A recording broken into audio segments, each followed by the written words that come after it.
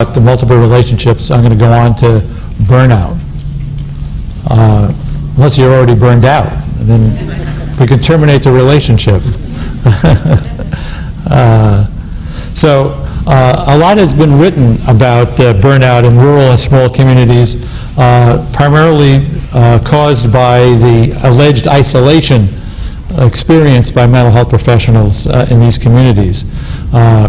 And this isolation can be geographical, it can be cultural, it can be professional, it can be educational, and it can include fewer opportunities for intellectual stimulation, collegial support, and the sharing of ideas.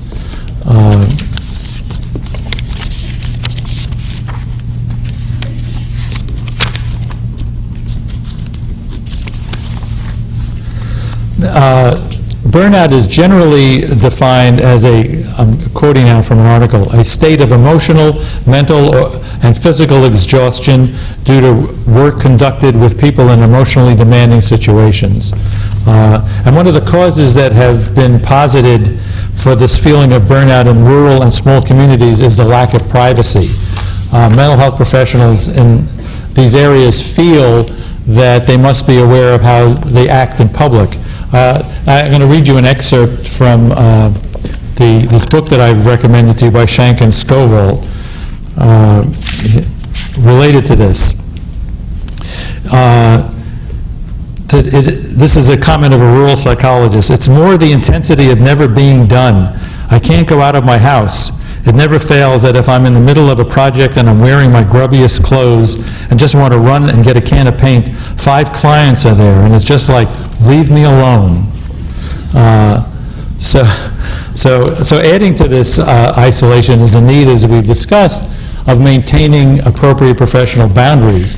And this restricts your opportunities for a social life and doing volunteer work in the community, worried about whether you're going to be establishing a dual or a multiple relationship.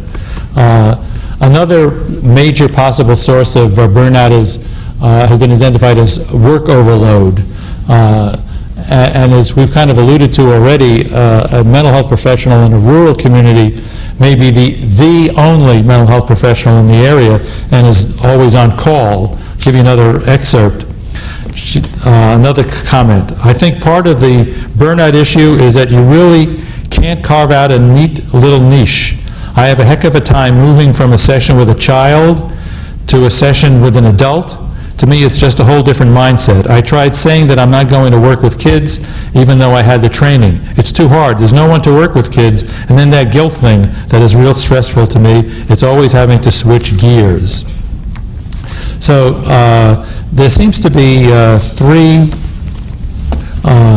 factors that lead to burnout. The high states of emotional exhaustion, the feelings of low accomplishment, personal accomplishment from one's work, and a sense of depersonalization towards one's client. Now, there's not